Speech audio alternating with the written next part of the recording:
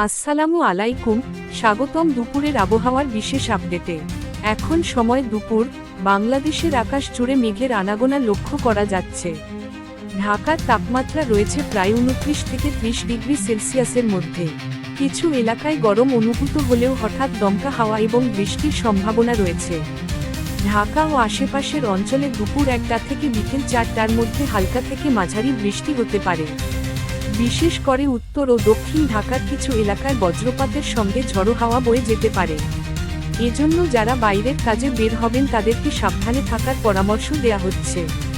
এদিকে চট্টগ্রাম ও সিলেট বিভাগের বিভিন্ন এলাকায় মেঘলা আকাশ দেখা যাচ্ছে। দুপুরের দিকে হালকা বৃষ্টির সম্ভাবনা রয়েছে। সিলেট অঞ্চলে কিছু জায়গায় বজ্রপাতও হতে পারে।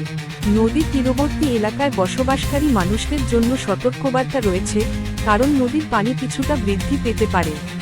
পশ্চিমবঙ্গের দিকে নজর দিলে দেখা যাচ্ছে, কলকাতা, উত্তর এবং দক্ষিণ 24 পরগনা, হাওড়া এবং হুগলিতে দুপুরের পর বৃষ্টির সম্ভাবনা প্রবল। কিছু এলাকায় ভারী বৃষ্টির পূর্বাভাসও রয়েছে। উত্তরবঙ্গে দার্জিলিং ও জলপাইগুড়ির কিছু স্থানে শিলাবৃষ্টির আশঙ্কা করা হচ্ছে। আগুন বিশেষ সতর্ক। যারা দুপুরের সময় বাইরের কাজে বের হচ্ছেন, বিশেষ করে যারা মোটরসাইকেল বা সাইকেল চালান, তাদেরকে রেইনকোট বা ছাতা সঙ্গে রাখার অনুরোধ করা হচ্ছে। বজ্রপাতের সময় খোলা জায়গায় না থাকার পরামর্শ দেয়া হচ্ছে। ডানে ইশারা করা উল্টো হাতের তর্জনী সারসংক্ষেপে বলা যায়, বাংলাদেশের উত্তর ও পূর্বাঞ্চলে এবং পশ্চিমবঙ্গের বেশিরভাগ জায়গায় দুপুরের পর থেকে বৃষ্টির প্রবণতা রয়েছে। তাই সবাইকে সতর্ক থাকার অনুরোধ রইল।